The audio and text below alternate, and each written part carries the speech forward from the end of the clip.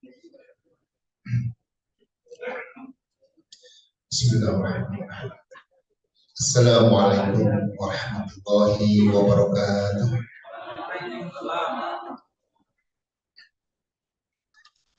Alhamdulillahirabbil alamin. Alladzi anzala as-sakinata fi qulubil mu'minin yazdadu imanan ma'a imani.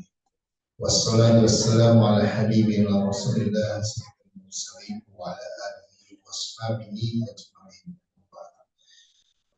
Bapak Ibu dan saudara sekalian, jemaah sholat subuh Masjid Jami'ah Imam yang dimuliakan Allah Subhanahu wa taala, dan juga Bapak Ibu yang bergabung melalui jaringan Zoom.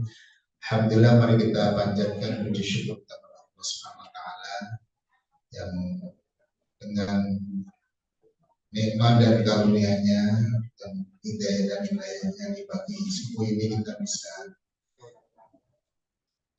melaksanakan kewajiban kita sholat subuh secara berjamaah di masjid kita yang kita muliakan, sebagaimana diperintahkan dan dicontohkan oleh Nabi kita Muhammad SAW. Semoga ibadah kita yang terus kita jalankan dengan mengikuti sunnahnya, semuanya menjadi ibadah yang berkualitas yang diterima oleh Allah Subhanahu wa taala. Amin ya rabbal alamin. Mari kita mengawali kajian kita di pagi hari ini dengan membaca basmalah. Bismillahirrahmanirrahim. Bacanya di surah Al-Ahzab ayat 33. Sebelumnya kita akan melanjutkan pembacaan hadis di kitab Riyadhus Shalihin bab 314, babun nahyi anil halafi bi makhlukin, bab menerangkan larangan bersumpah dengan makhluk. Jadi bersumpah dengan makhluk, mestinya bersumpah itu dengan nama Allah, ya. Dan ini larangan bersumpah dengan nama makhluk. Kan Nabi seperti nama Nabi, wal Ka'bah atau bersumpah dengan Ka'bah, wal malaikah atau nama malaikat, was sama langit, wal aba nenek moyang, wal hayati dan demi kehidupan, wal roh demi jiwa, ya.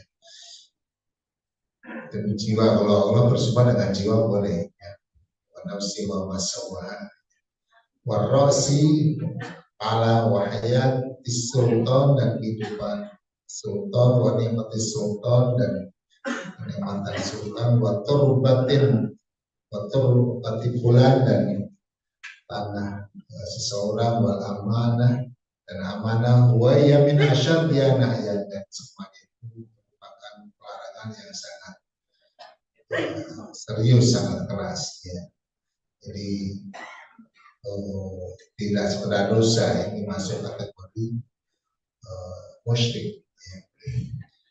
Man halafa bi ghairillah faqad asyraka, barang siapa yang bersumpah dengan nama selain Allah maka dia telah melakukan kemusyrikan.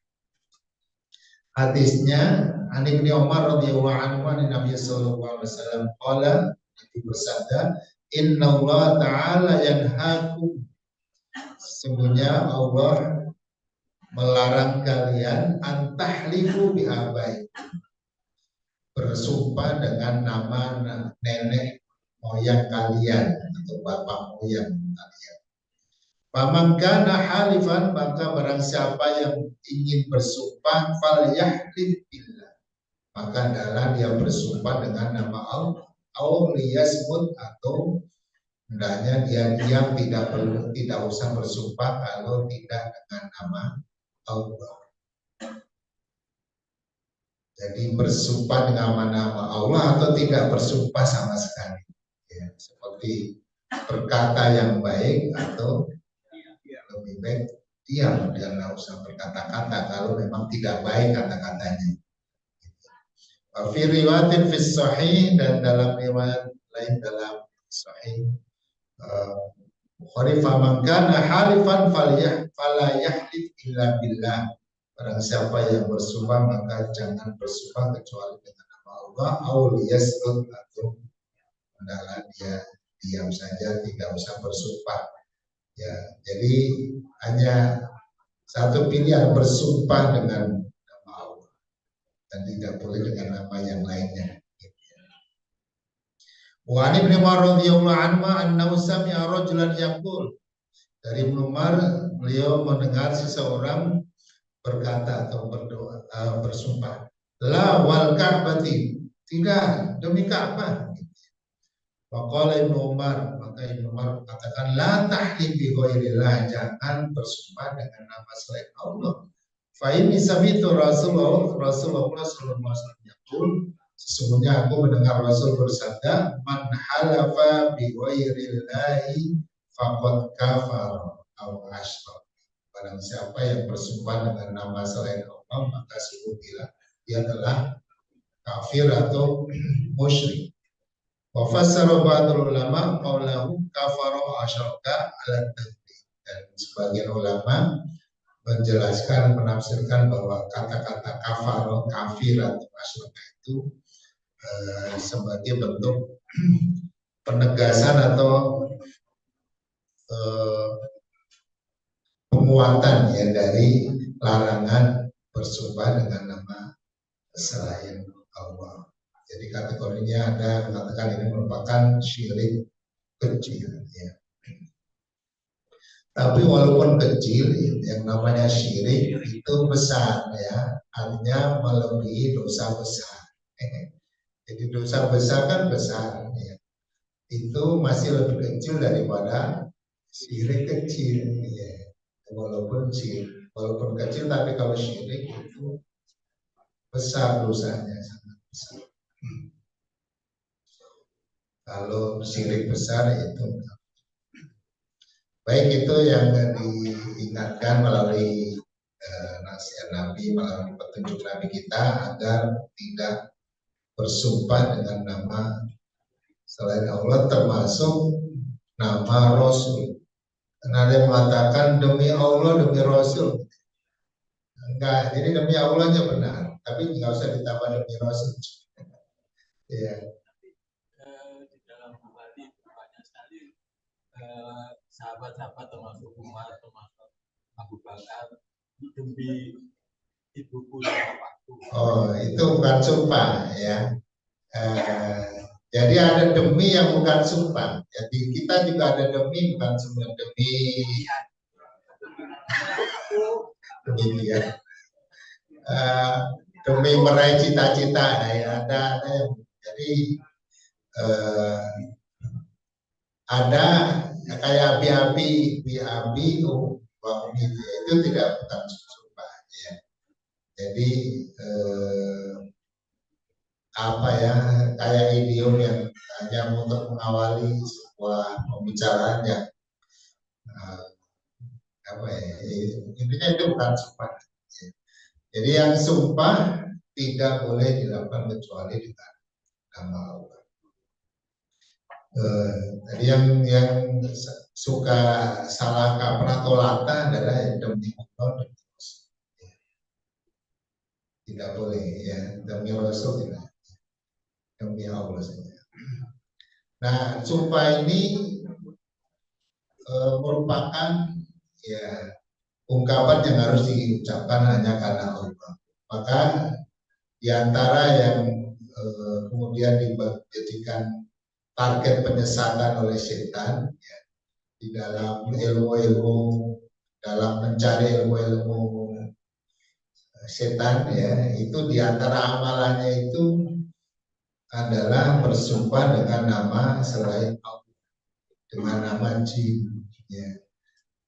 Ya itu nggak boleh, itu termasuk haram dan dosa syiriknya. Ada yang pernah belajar itu ya, ilmu itu diantaranya adalah amalan dengan mengucapkan nama-nama jin. Misalnya ada yang mungkin sama ilmunya piyahin, wayayuhin, wanamuhin, pokoknya itu adalah itu ternyata nama-nama pembesar jin. Nah, bagi orang yang ingin mendapatkan sebuah ilmu keramat ya, atau ilmu hikmah, istilahnya bagus-bagus istilahnya kan, hikmah ya. Itu diantaranya mengamalkan ucapan itu dibaca setiap habis sholat sekian kali. Jadi bersumpah dengan nama jin dan itu diulang-ulang seperti wirid. Nah, karena kita sudah patuh, nanti jinnya membantu kita, memberikan ya apa yang kita inginkan, ya bisa kebal, bisa memukul dari jarak jauh, bisa terbang, ngilang, apa gitu ya. Baik ya. Kita masuk ke kajian surah Al-Ahzab ayat 3. Di beberapa ayat sebelumnya itu masih kaitannya dengan apa ya? Sebelumnya kan perang Ahzab ya. Kemudian pembagian ghanimah, kemudian istri Nabi apa ya, merasa akan dapat sesuatu dan bisa memperbaiki keadaan mereka sehingga mereka ingin merasakan apa yang dirasakan oleh wanita atau istri-istri yang lain. Nah, di beberapa sebelumnya dijelaskan bahwa Allah Subhanahu wa taala telah memilih para istri Nabi Muhammad sebagai ummahatul mukminin dan panutan serta suri teladan bagi umat. Mereka untuk itu Allah berikan perlakuan khusus kepada mereka di mana hukuman terhadap kesalahan mereka dilipat gandakan. Sebagaimana balasan pahala atas amal kebaikan mereka pun juga dilipat gandakan. Selanjutnya Allah menuntut dan menuntun mereka merealisasikan akhlak-akhlak kemuliaan agar menjadi teladan baik bagi seluruh umat Islam, khususnya kaum wanita. Ya, agar mereka menjadi panutan dan teladan bagi wanita-wanita muslimah. Di antara akhlak kemuliaan yang Allah perintahkan yang disebutkan dalam surat Al-Ahzab ini adalah larangan mendayu-dayukan saat berbicara, mendayu-dayukan suara, melebay-lebaykan, apa ya, meliuk-liukan suara, ya, sehingga itu bisa mengganggu para bapak-bapak yang mendengarkan, bisa terganggu hatinya. Di ayat berikut ini akan dijelaskan beberapa nilai akhlak mulia lainnya yang Allah perintahkan kepada istri-istri Nabi umat mukminin, yaitu satu, agar mereka tetap di rumah dan tidak pergi kemana-mana kecuali urusan yang penting. Pasar, kalau begitu penting ya. Kalau dulu yang ke pasar suaminya, ya kalau kan sekarang suaminya ke kantor ya istrinya ke pasar. Ya, berarti penting ya. Mendirikan sholat, menunaikan zakat, mentaati Allah dan Rasulnya, dan mengajarkan Al-Quran dan As-Sunnah. Kita baca. A'udzu billahi minasy syaithanir rajim.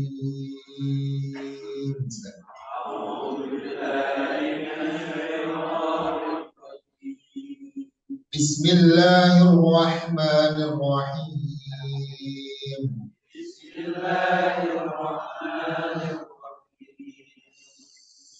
وقرن في بيوتكن ولا تبرجن تبرج الجاهلية الأولى وقرن في بيوتكن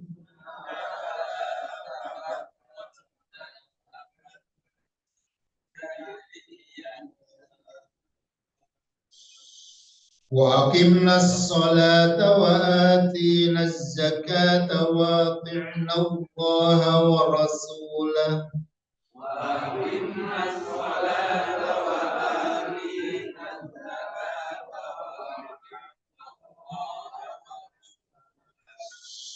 إنما يريد الله ليذهب عنكم الرجس أهل البيت ويطهركم إنما يريد الله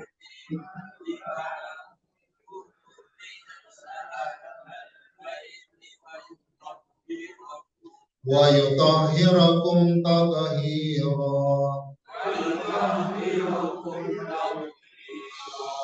واذكرن ما يتلى في بيوتكن من آيات الله والحكمة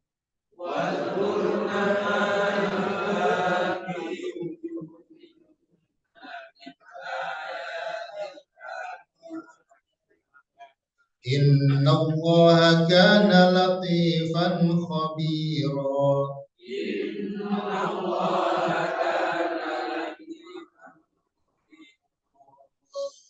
إن المسلمين والمسلمات والمؤمنين والمؤمنات والقانتين والقانتات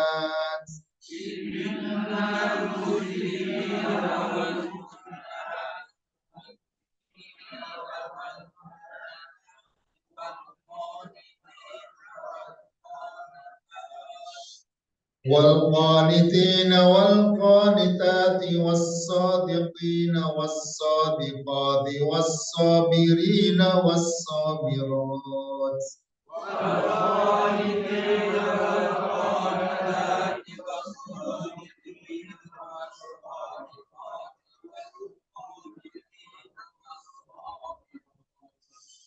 والصابرين والصابرات والخاشعين والخاشعات والمتصدقين والمتصدقات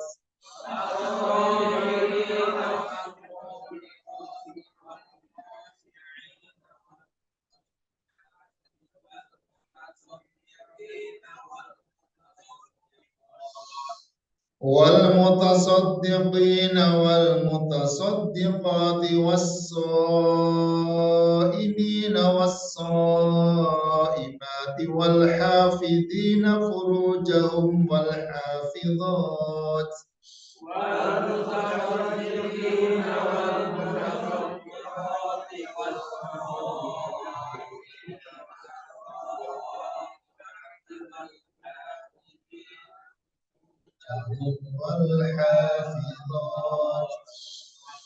والحافظين فروجهم والحافظات والذاكرين الله كثيرا والذاكرات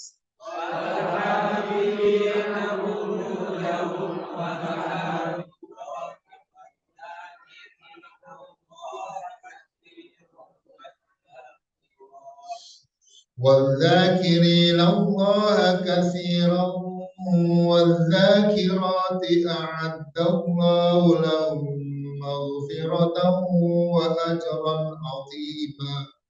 والذاكرين الله كثيرا وأجرا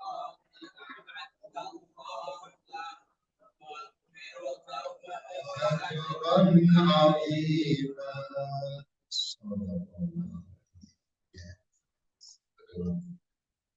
Ada yang mau disampaikan? Apa saya habis kepada itu kan ada dua ini ya, satu di nomor kita. Kalau kita begitu kita mulanya dua-duanya, apakah boleh ulang dan satunya? Ya boleh aja. Cuman secara makna ya lebih. Kan itu kan paduan ya, laki perempuan ya. Ya lebih. Ya itu memang ya rasa-rasa bahasa. Jadi nggak apa-apa. Ya. Sebetulnya kalaupun dilanjutkan misalnya wadzakirat, misalnya tadi ya, langsung juga boleh. Ya, karena itu secara mana juga masih bisa. Artinya masih enggak masih kepanjangan ya. Itu masuk maksudnya begitu bisa diperbolehkan gitu ya. Boleh. Ya. Maksudnya tadi memang jadi bacanya kayak lama ya bolak-balik ya. Ya sebetulnya ya nggak ada ruginya gitu. Kalau kan dikasih balasan setiap huruf 10 kebaikan. Kalau ngulang 10 kali 2, itu maksudnya. Itu untuknya yang ulang berarti ayat itu bisa 2 kali, ya. Kalau diulang berarti 2 kali ganjaran. Oh iya, jadi jangan merasa rugi, rugi kan lama ayatnya gitu. Enggak rugi, ya untung orang tetap balasan pulang balik.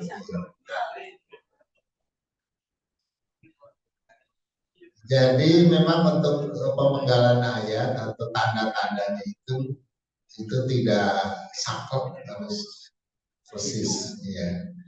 Maka tanda-tanda itu dari saat Nabi menyampaikan atau ditulis pada zaman Nabi itu belum ada tandanya. Jangankan wakaf, jangankan harokatnya, titiknya juga nggak ada dulu waktu itu. Ya. Titik bak dan nun itu ya sama aja. Bak, tak, sa, nun, ya itu gambarnya sama. Nah, nggak ada titiknya. Nah, sehingga ada kesalahan. Ya, sini ada kesalahan dalam pembacaan, sehingga kemudian di zaman Khalifah Ali bin Abi Thalib ada proyek pengadaan tanda baca, ya, yang kemudian ditunjuk ketuanya itu Imam Abdul Ali, ya, kalau Zaid bin Sabit itu ketuanya pada zaman Khalifah Abu Bakar, ya, dalam penghimpunan Nusra. Nanti pada zaman Utsman kemudian ada pencetakan Al-Quran, penggandaan Al-Quran dengan dicetak di kertas, dan pada zaman Ali bin Abi Thalib dilengkapi dengan tanda baca. Ya. Nah setelah itu ada tanda baca yang berkembang, termasuk wakaf. Ya. Sehingga wakaf itu diletakkan untuk membantu khususnya kaum ajam yang tidak paham dengan bahasa Arab bisa berpatokan pada wakaf. Jadi intinya ada 5 ya. 1, wajib berhenti. 2, tidak boleh berhenti. 3, sebaiknya berhenti.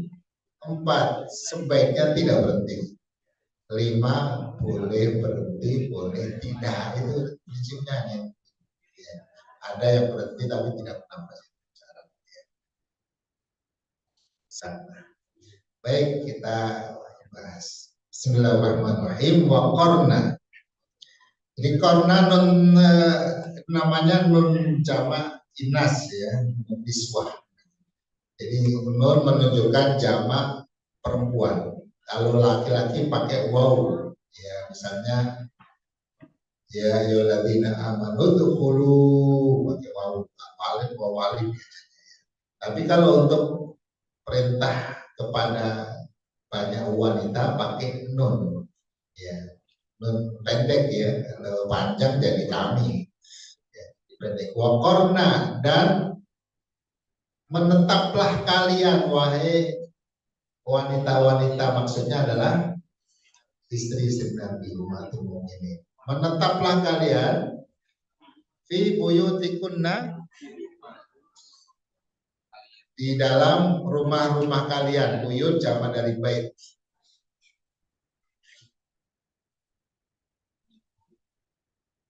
Buyut itu bahasa Jawa juga, buyut.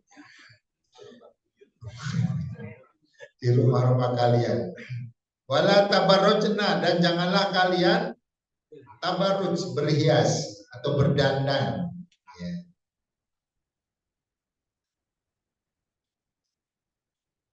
Jangan berpikir sini, karena maksudnya tabarrujal jahiliyah dengan dandanan atau hiasan ala jahiliyah. Ya. Ya, jadi kalau berdandan boleh, ya, bukan nggak boleh berdandan, boleh. Cuma jangan dandanan ala jahiliyah. Ya. Al-ula yang dulu, ya. Dan sekarang lebih parah, jahiliyah zaman sekarang, ya. lebih parah lagi. Ya.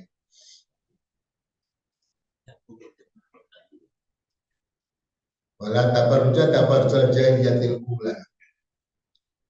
Wa aqimna dan dirikanlah oleh kalian as-sholata sholat. Wa atina dan tunaikanlah atau bayarkan oleh kalian az-zakat zakat.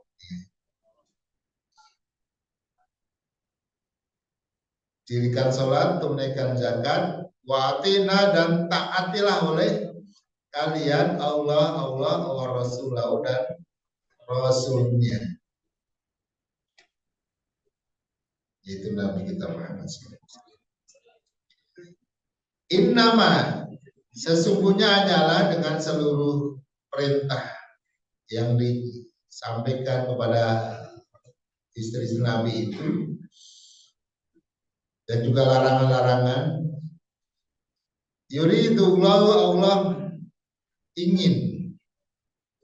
Allah ingin dengan semua amalan itu atau dengan semua upaya menjauhi yang dilarang itu, Allah ingin liyudhiba untuk memergikan atau menghilangkan angkum dari kalian ar-rijsa, kotoran atau dosa, ya, dari dosa-dosa.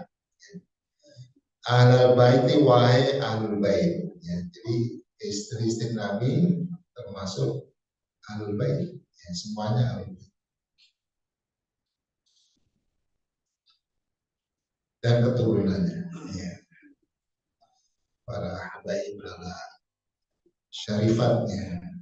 Wa yutahhirakum dan mensucikan kalian tahira dengan sesucinya, ya, dengan larangan-larangan yang harus dihindari dan juga amalan-amalan yang dijalankan. Pada akhirnya Allah ingin mensucikan mereka baik di dunia maupun di akhirat, disucikan dari berbagai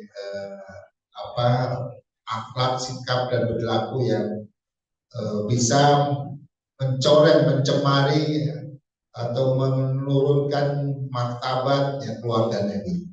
Ya.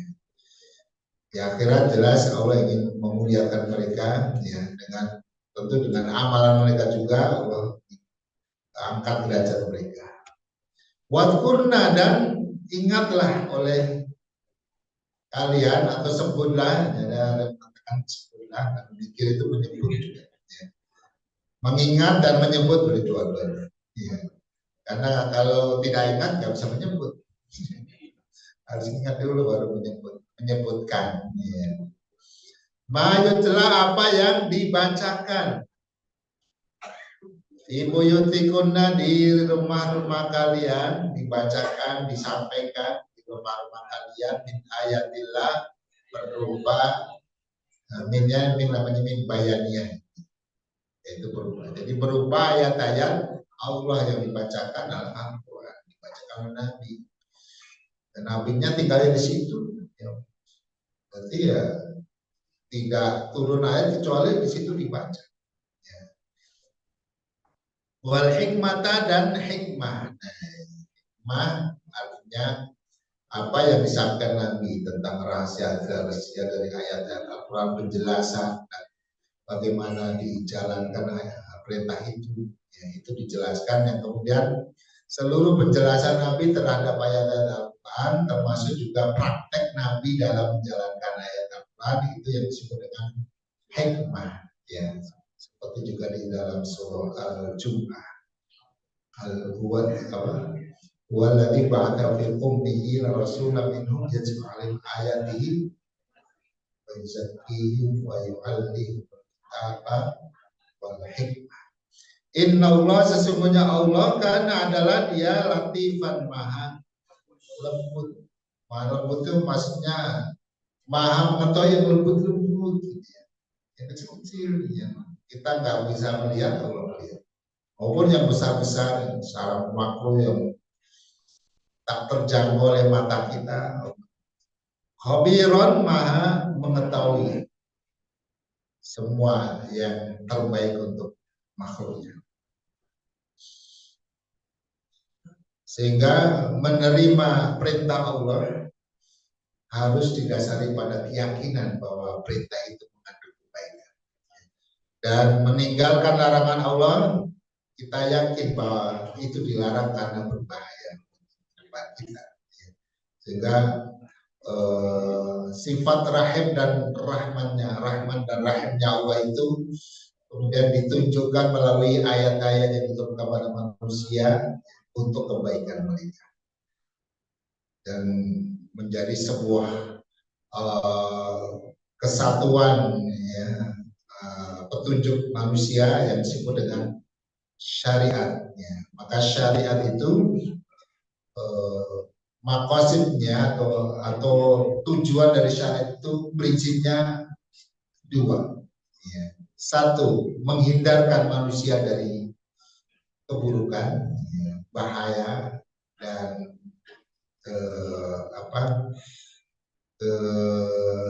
sengsaraan ya, dan mengarahkan mereka pada kebaikan, kemaslahatan, keberuntungan dan kebahagiaan.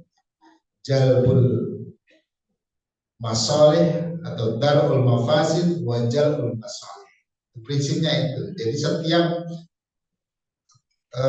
ajaran dalam syariat Islam itu kalau perintah berarti mengantarkan atau menunjukkan atau menghadirkan kemaslahatan, kalau larangan berarti menghindarkan dari mudarat, bahaya, keburukan. Ya. Kenapa mencuri dilarang? Kenapa mabuk dilarang? Pokoknya yang dilarang itu memang berbahaya.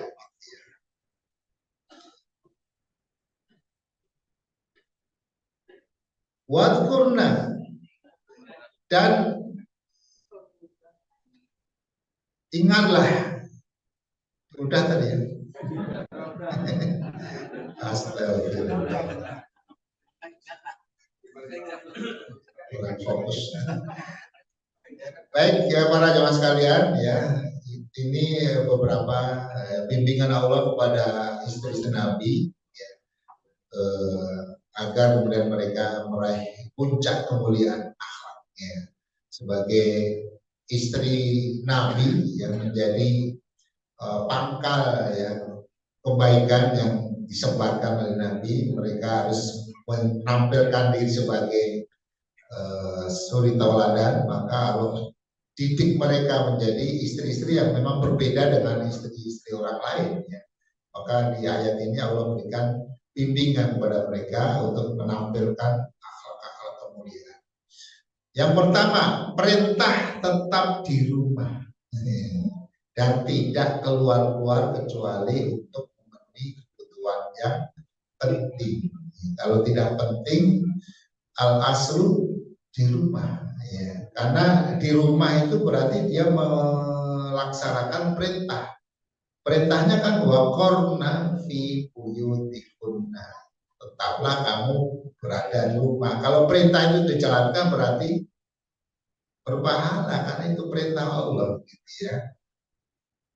Jadi menjadi nilai ibadah bagi ibu-ibu yang di rumah karena Allah. Oh nggak kemana-mana karena Allah suruh saya di rumah.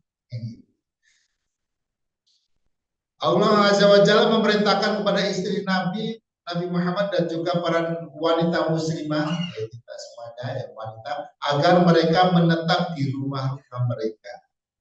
Sebab yang demikian itu lebih selamat, lebih aman, lebih menjaga kehormatan diri, dan yang lebih penting adalah bahwa menetapnya seorang wanita di dalam rumahnya yang dilakukan karena Allah merupakan ibadah. Walaupun nggak ngapa-ngapain di rumah aja gitu. Ya. Jadi ibadah seperti kita berada di masjid itikaf gitu ya. Jadi ini ibadah wanita itikaf dulu. Menetapnya para wanita di rumah-rumah mereka adalah ibadah, kata Thahir Ibnu Asyur, faqarahunna fi buyutihinna ibadah. Karena merupakan ketaatan terhadap perintah Allah. Maka nilai pahala akan terus mengalir selama ia berada di dalam rumah. Jadi kalau nggak ada keperluan ya di rumah aja, karena itu perintah. Gitu. Jadi jangan tidak ada keperluan tapi di rumah ngapain? Ya ngapain ya puasa di rumah?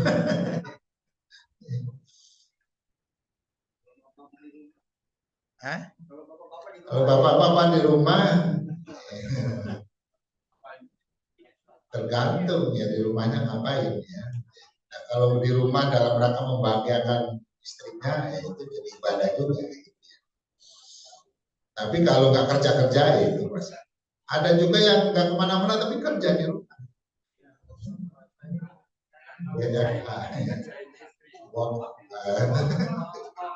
Kerja atau ngerjain. Jadi kalau dulu orang itu kerja benar-benar kerja, yang punya rencana, ya, punya planning waktu tersendiri. Tapi sekarang ini ya sering tidak kerja tapi dikerjain orang. Ya. Malam-malam suruh kerja. SIP 1, SIP 2, SIP 3, SIP yang tidak SIP. Malam orang saatnya tidur kerja. Jika seorang wanita mempunyai keperluan yang sangat penting di luar rumahnya, maka ia diperbolehkan keluar rumah. Ya. Tapi dia basic ini di rumah. Ya. Tapi kalau ada perlunya keluar ke rumah. Jadi keluarnya itu on mission, ada misi kebutuhan. Misalnya untuk memenuhi kebutuhan menjenguk orang tua, boleh. Walaupun ada mekanismenya, ada syarat dan ketentuan berlaku. Ya. Karena dia ada ketuanya, ada pimpinannya yaitu suaminya. Ya, tapi prinsipnya boleh ya, tinggal aturannya diikuti. Membantu urusan suami, ikut bekerja, boleh nggak? Boleh. Suami mungkin penghasilannya tidak cukup, istrinya bantu. Suaminya ojek, istrinya ke pasar, boleh. Ya. Nah istrinya ngojek nggak boleh. Istrinya ngojeknya khusus ke suaminya, ya. Dengan ngojek penumpang yang lain. Tapi kalau ngojek motor ya ada khusus penumpangnya wanita juga boleh ya. Di Sukabumi itu kita bikin komunitas ojek wanita, ya. Ojesa kalau nggak salah ya. Ojek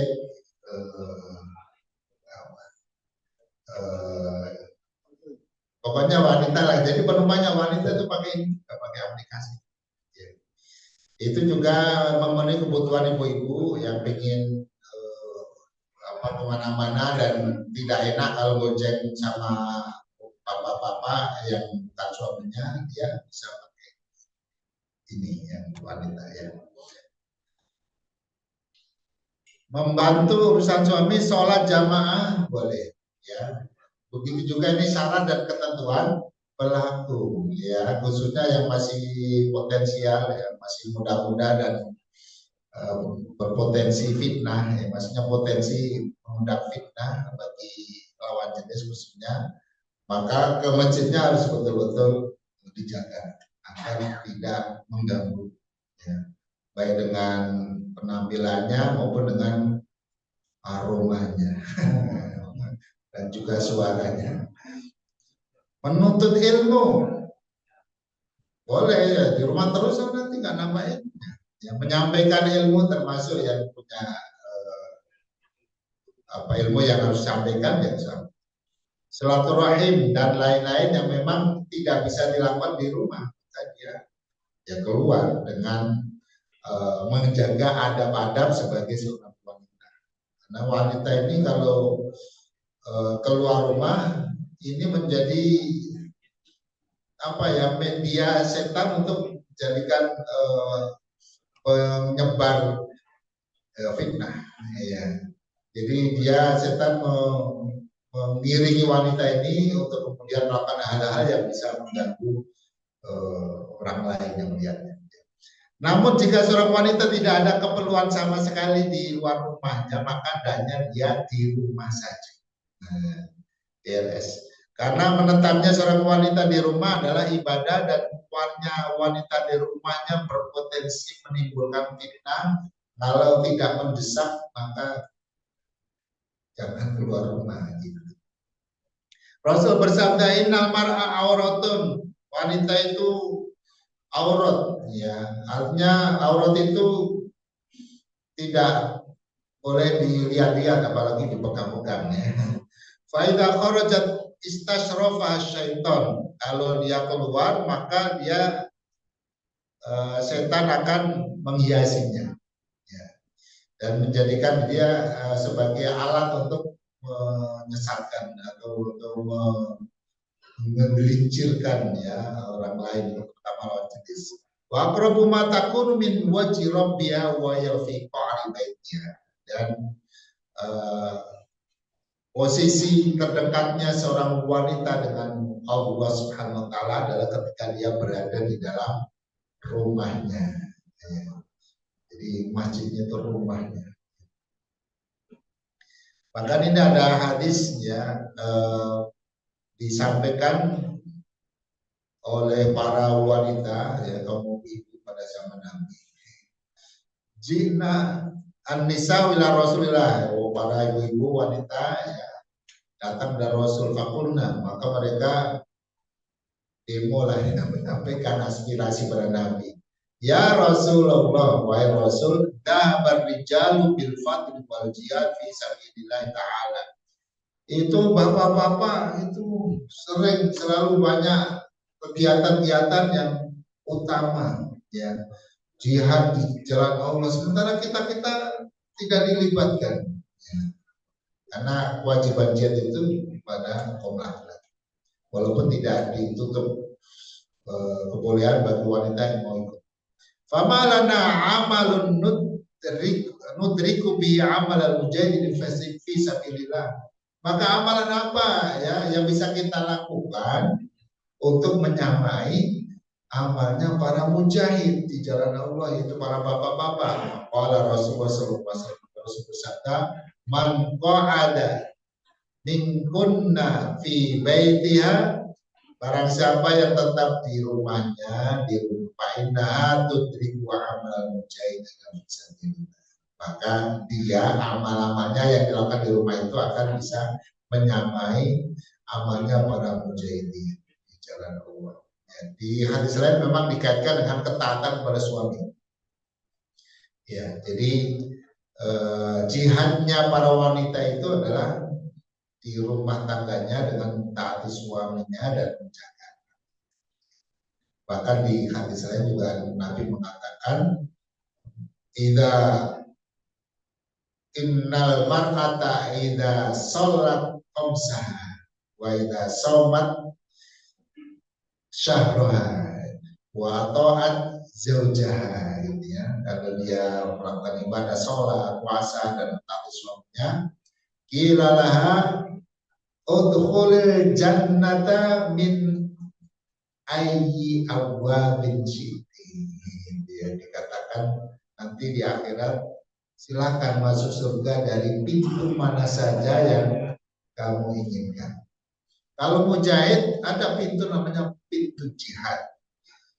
Kalau yang ahli sholat berjamaah ada pintu sholat, ya. Ada pintu royan yang puasa. Nah, ini wanita mana saja, mau silakan dari sana sini. Luar biasa. Itu keutamaan yang Allah berikan. Larangan ini apa ini? Larangan tabarruj atau berdandan dengan dandanan jahiliyah. Tadi yang pertama yang diperintahkan adalah suruh tinggal di rumah. Yang kedua, kalau harus keluar, nah kalau tabarruj di rumah kan ini nggak dilarangnya kalau keluar. Kalau di rumah paling disuruh. Tapi suka nggak dilakukan malah. Ya, ini kalau harus keluar yang ada kebutuhannya tadi, maka jangan tabarruj. Larangan tabarruj itu berdandan dengan jahiliyah. Tabarruj adalah memamerkan kecantikan wajah, keindahan tubuh, perhiasan, serta gaya penampilan yang mengundang perhatian laki-laki. lain ya, bukan suaminya. Kalau suaminya itu malah dihancurkan. Ya, wajib ya. Bolehkah ibu-ibu beli pakaian yang sangat seksi? You can see, boleh nggak? Pakai pakaian tapi you can see. Ya nggak boleh apa? Nggak boleh dipakai keluar. Kalau dipakai di dalam, jadi beli itu pun jangan ibu muslimah belinya pakaian begitu. Ya boleh. Ya nggak boleh kalau dipakai keluar rumah. Ada yang keluar rumah pakai pakaian tidur, ini kan salah kostum. Ya. Gantung, salah gagal kostum.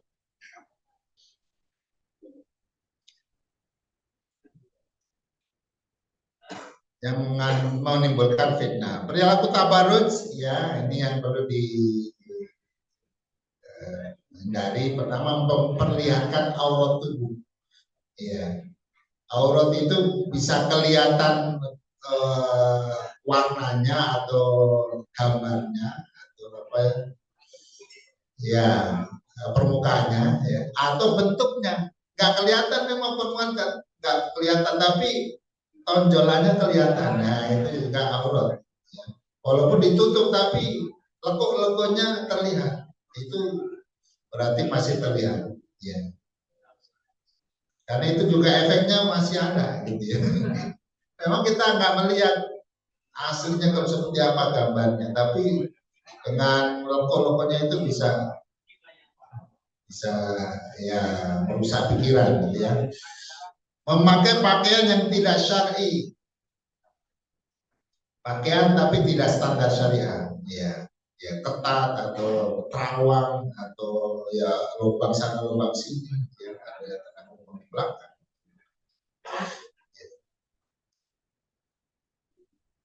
Kemudian memakai riasan wajah dan tangan ya, pakai apa ini yang warna-warni di pipinya ya, di matanya ya, atau mungkin juga di tangannya digambar-gambar ya, ditato.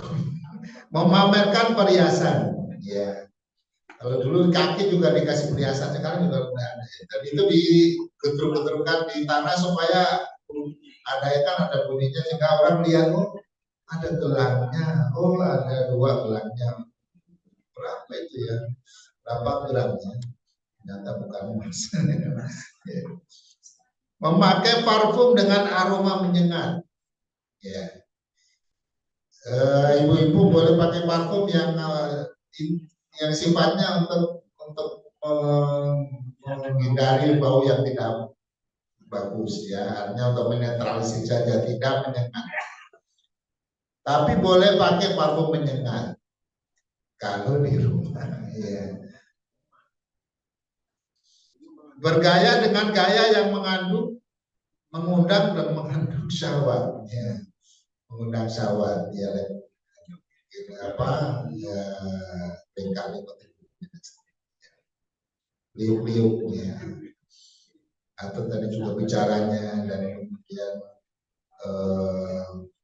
pandangan matanya ya.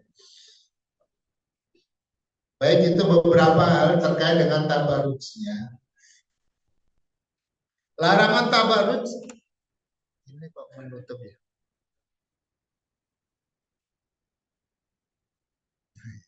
Larangan tabarruj adalah ketika di hadapan para lelaki yang bukan suami atau mahramnya. Ya. Adapun di hadapan suami, seorang wanita harus selalu menjaga kecantikan dan keindahan dirinya, dan itu dieksplor, ditambah-tambahkan gitu. Ya. Jangan ditutup di dalam rumah rapet banget ini ya. Dan berlapis-lapis lagi. Ya. Pertahanannya di akses terlalu lama itu ya. Di rumah jangan terlalu banyak, makanya selembah saja atau nggak pakai. Menjaga bau tubuhnya agar selalu wangi Apalagi kalau suaminya sedang baru mau datang. Makanya terutama kalau dari jauh, suami yang mau pulang tidak boleh ujuk-ujuk datang. Ada yang pernah dibahas ya? Kasih tahu dulu ya, kasih tahu dulu ini mau pulang jam sekian, supaya istrinya siap-siap, dan juga tidak boleh langsung ya, supaya suami juga siap-siap dengan penampilan yang terbaik. Serta sikap dan penampilannya yang menyenangkan dan menggairahkan suaminya. Jadi kalau melihat istrinya itu langsung, Masya Allah, subhanallah. Jangan bayar PLN. Ya, dari Abu Hurairah ketika Rasulullah ditanya perempuan seperti apa yang paling baik, maka beliau menjawab, allati tasurruhu idza nadhar, yaitu wanita yang menyenangkan suaminya ketika suaminya itu melihatnya senang. Wa tuti'u idza amara, dan taat kepada suaminya ketika diperintah, wala tukhalifu fi nafsiha wa maliha bima yakun, dan tidak menyelisih suami, ya, tidak berkhianat, ya, dengan menyalahgunakan dirinya dan harta suami. Jadi dirinya itu juga termasuk harta suami, asetnya suami jangan dipakai yang lain, gitu. Jangan dimanfaatkan oleh pihak lain. Itu khusus untuk suami, dan suami juga untuk dia, bukan saling menjadi pakaian. Nah ini yang saya copy pastekan dari tafsir Hamka ya, terkait dengan tabarrud, tabarrud jahiliyah versus tabarrud Islami. Jadi bukan dilarang ya, tapi alanya itu yang ala jahiliyahnya itu yang dilarang. Jadi tabarrudnya boleh. Jadi tetap seorang wanita itu tampil rapi ya, jangan kemudian acak-acakan, kemudian celek ya. Hanya ada koridornya. Dalam kitab tafsir beliau Al-Azhar, orang perempuan jahiliyah masa dahulu kalau mereka berias ialah supaya tampak lebih cantik, lebih tertonjol, berias agar lebih menarik mata orang, berias supaya kelihatan lebih montok. Ini saya copy paste langsung ya begitu. Berias supaya mata laki-laki silau melihat, berias laksana memanggil-manggil minta dipegang ya. Maka ketika ajaran Nabi telah diterima, iman telah bersarang dalam dada, beriaslah, tetapi berias secara Islami ya. Berias yang sopan, berias yang tidak menyolong mata, berias yang tidak menimbulkan fitnah. Baik para jemaah sekalian, kita lanjutkan. Perintah menunaikan sholat, perintah menunaikan zakat. Allah memerintahkan pada umat mukminin untuk melaksanakan ketaatan, baik ketaatan dalam bentuk membangun hubungan baik secara vertikal dengan Allah melalui ibadah-ibadah mahsyah yang dalam ayat ini dilambangkan dengan perintah menegakkan sholat. Ya. Jadi dijelaskan ya bahwa ketika Allah menyebutkan atau memerintahkan hal-hal yang berkaitan dengan hablum minallah, seringkali kata yang dipakai untuk mewakili semua ibadah-ibadah makhluk itu adalah ibadah sholat, perintah untuk menegakkan sholat. Maupun ketaatan dalam bentuk membangun hubungan baik secara horizontal dengan sesama manusia, bahkan dengan alam semesta, binatang, tumbuhan.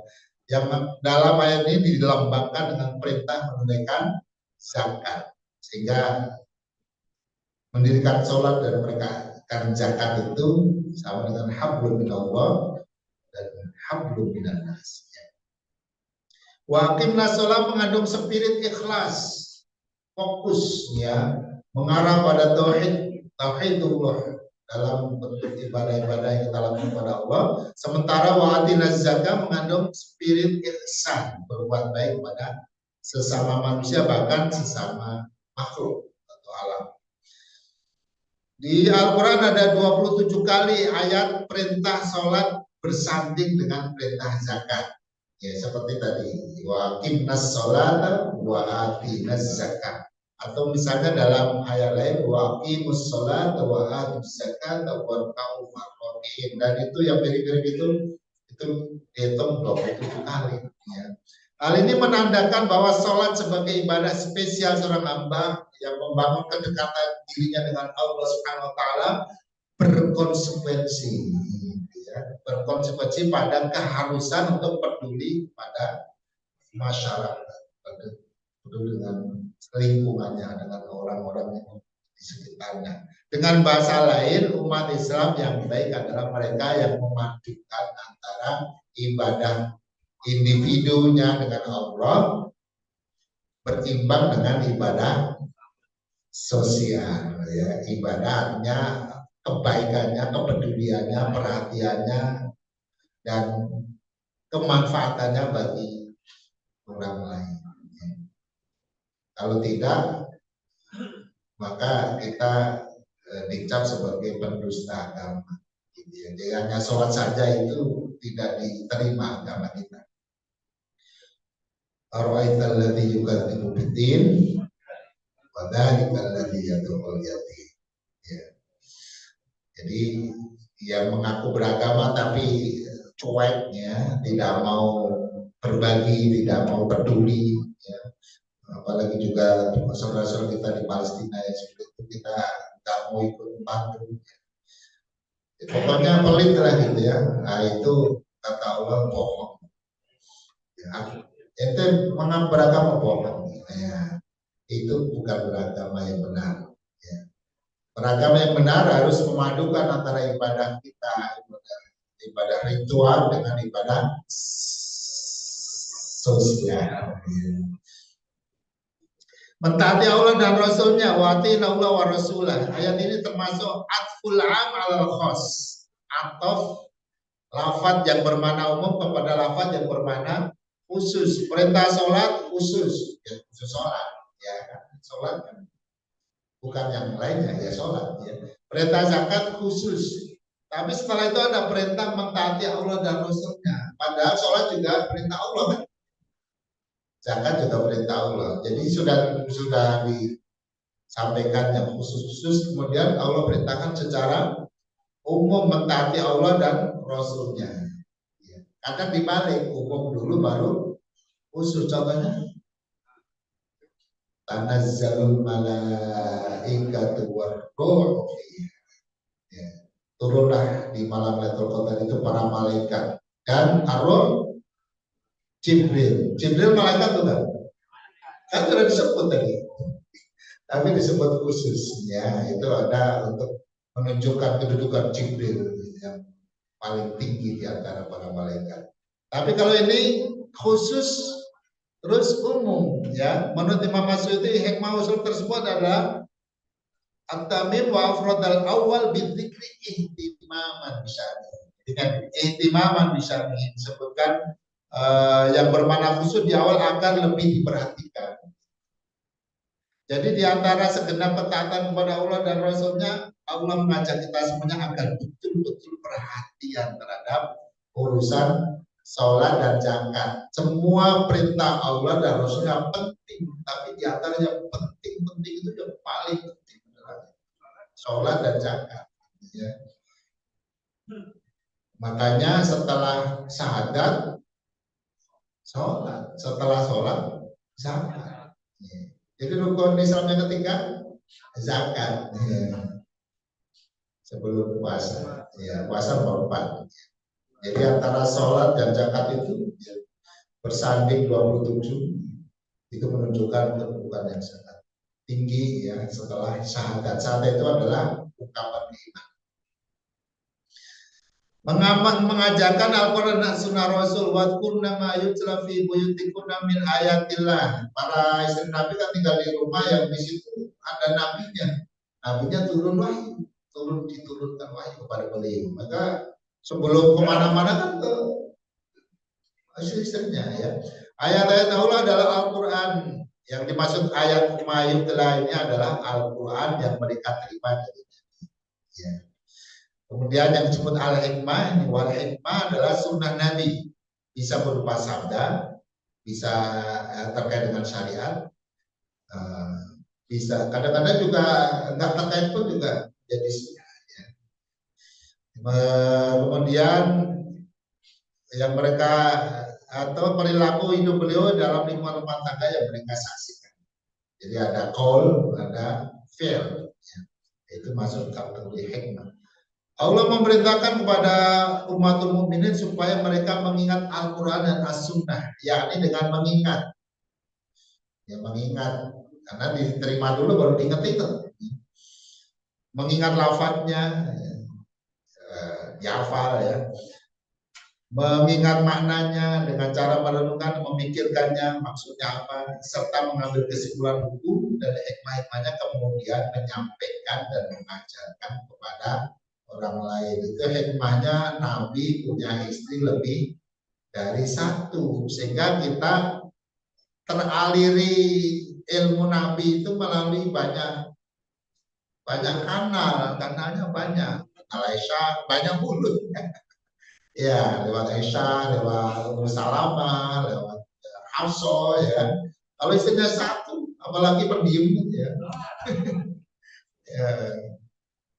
Artinya kita terutama ibu kan butuh informasi terkait dengan masalah ibu-ibu ya. Itu ya yang paling cocok ya yang menyampaikan dan menceritakan adalah ibu ya. Gimana ketika tidur bersama Nabi ya, gimana paginya.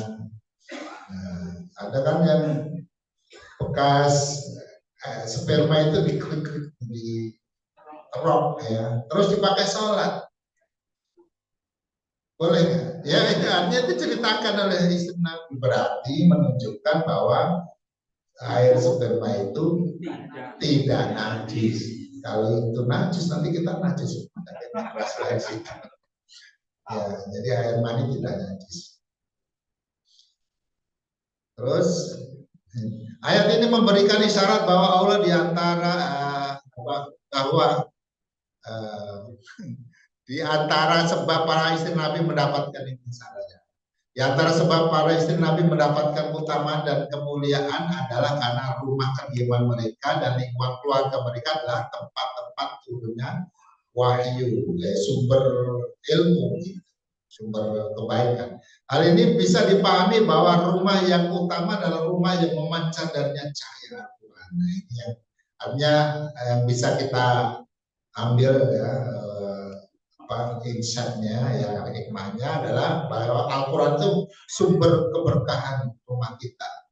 Ya, jadi memancar dari rumah itu bacaan ya, tiap terdengar bacaan setiap hari, pagi, siang, sore, Al-Quran. Hafalan, amalan, ya, artinya perilaku di rumah itu mencerminkan nilai-nilai Al-Quran. Pembelajaran, Anda belajar, bapak ngajarin anaknya, ngajarin istrinya, atau ibu ngajarin. Ternyata memang anak-anak yang hafal, punya hafalan banyak dari kecil itu karena peran orang tuanya, khususnya ibunya, karena bapaknya kan nguyur kemana-mana, yang ada di rumah kan dan pengajarannya. Khitab arah pembicaraan dalam ayat ini memang ditujukan kepada para istri Nabi. Ya, ayo yes, awalnya tuh yang Allah panggil kul ya ayuhan nabi kul ya azwajika. Intinya kan dari awal kita bahas bahwa ini adalah arah dari pembicaraan ini kepada istri-istri Nabi. Arah pembicaraan itu namanya khitab dalam bahasa khitab. Kalau yang diajak bicara namanya mukhotob. Kalau yang berbicara namanya khotib, yang berkhutbah. Namun diungkapkan oleh Allah akan menjadi contoh dan keteladanan bagi para wanita muslimah. Sehingga ayat ini yang ngapain diceritakan kalau tidak dipakai dan bermanfaat bagi kita. Jadi diceritakan oleh Allah untuk menjadi pelajaran bagi kita semuanya yang membaca Al-Quran ini. Dalam kaidah pengambilan hukum, ini yang kaidahnya ya, karena di dalam Al-Quran itu ada asbabun nuzul. Walaupun tidak semua ayat ada asbabun nuzulnya, ya, tidak disebutkan maksudnya. Di hadis-hadis ada namanya asbabul wurud, ya. Memang ada sebab-sebabnya khusus. Nah, di antara sebab itu adalah apa yang terjadi pada istri Nabi, ya. Termasuk ayat ini turun kan karena istri Nabi demo tadi ya, sebelumnya demo, bukan demo, nuntut Nabi ingin mereka dapat sesuatu tambahan uang belanja. Juga kemudian juga misalnya Siti Aisyah yang dituduh ya berbuat serong ya, sehingga itu beritanya jadi luar biasa ya, dan berita perselingkuhan Nabi itu digoreng oleh orang-orang munafik. Nah itu yang kemudian turun ayat. Nah, maka dalam memahami ayat-ayat kan dengan sebab-sebab tersebut ada kaidah umumnya adalah al-ibratu bi umumil lafzi la bi khususis sabab. Yang menjadi acuan adalah keumuman lafaz, bukan sebabnya yang khusus. Memang sebabnya khusus tapi lafaz itu berlaku. Nah, ayat-ayat tadi memang khusus ya, sebabnya adalah para nabi yang menjadi contoh ya. Tapi makna dari ayat itu mencakup semua umat Islam, terutama wanita. Terakhir, innal muslimina wal muslimat. Sesungguhnya orang muslim laki-laki dan orang muslim perempuan. Jadi ini kayak closing statement gitu ya. Setelah tadi kan Allah menjawab aspirasi ibu-ibu yang menanyakan kok nggak sama Allah memperlakukan hambanya. Kalau laki-laki, jadi yang dituntut oleh ibu-ibu ini bukan masalah hak waris, bukan. Yang dituntut adalah hak keutamaan. Kalau bapak-bapak banyak amalnya, masjid sholat berjamaah, bapak-bapak jihad, bapak-bapak ini kemarin bapak ibunya apa ini? Nah, kan tadi udah dijawab dan ini closingnya begini. Allah tegaskan innal muslimina wal muslimat. Ini bapak-bapak, ibu-ibu. Wal mu'minina wal mu'minat, bapak-bapak, ibu. Wal qanitina wal qanitat, yang taat-taat, yang laki maupun perempuan. Wasodiqina wasodiqat, dan yang jujur, laki-laki maupun perempuan. Wasabirina wasabirat, yang sabar, yang bapak-bapak maupun ibu. Bapak-bapak sama ibu-ibu sabaran mana?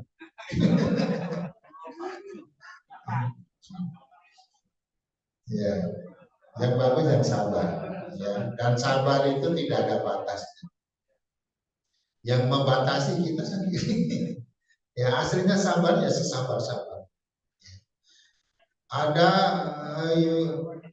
seorang istri curhat, ya, saya sudah terlalu sabar. Saya bilang ya bagus. Terlalu sabar. Terlalu sabar kok mengeluh ya bagus itu. Bukan begitu Ustaz, ya gimana maksudnya? Jadi dia terlalu sabar, suaminya masih kurang ajar gitu ya. Itu makin terus makin sabar makin bagus. Gak ada kejeleknya sabar. Wal khashi'ina, dan orang yang khusyuk laki-laki maupun perempuan. Wal qasadiqina, yang beriman bersedekah laki-laki maupun perempuan. Wasaimina wasaimat, yang berpuasa laki-laki maupun perempuan. Jadi sama ya. Artinya ada laki perempuan. Wal hafidina furujahum, yang menjaga kemaluan mereka baik laki maupun perempuan. Ya, wal hafidati, dan juga yang perempuan. Wadzakirin Allah, dan orang bapak-bapak yang mengingat Allah, juga wadzakirat, dan perempuan. A'adallahu lahum, Allah menyediakan bagi mereka semuanya. Nah, ini lahum ini kalau ini kan domir bapak-bapak, domir laki-laki. Itu bisa mencakup di dalamnya ibu-ibu. Jadi kalau sebelumnya udah disebut semuanya, ya itu berarti hum ini di dalam juga. Maghfiratan, ampunan, wa ajron, dan pahala azimah yang besar. Jadi ampunan, jadi amal itu dibalas dua. Satu, membersihkan dosa. Dua, menghadirkan pahala, gitu ya. Makanya Rasul berkata, ittaqillah haitsu ma kunta wa atbi'is sayyi'atan hasanatan tamhuha, ya. Dan ikuti perbuatan burukmu itu dengan kebaikan yang akan menghapus atau menutup, ya, mengcover. Ya. Baik para jemaah sekalian, mungkin sudah siap ya. Ada materi lagi ya, sudah disiapkan. Jadi intinya ini aja dibaca sebab nuzul kenapa ayat itu pun ya. Ini ada dari Ummu Imarah. Ummu Imarah ini lakop dari seorang wanita berjuang namanya Nusaibah bintu Ka'ab yang lebih dikenal dengan Ummu Imarah. Anak atas Nabi SAW, dia datang kepada Nabi fakolat. Dia berkata, ma'arokul la syai'il hadaka ya Rasul. Semuanya untuk laki-laki.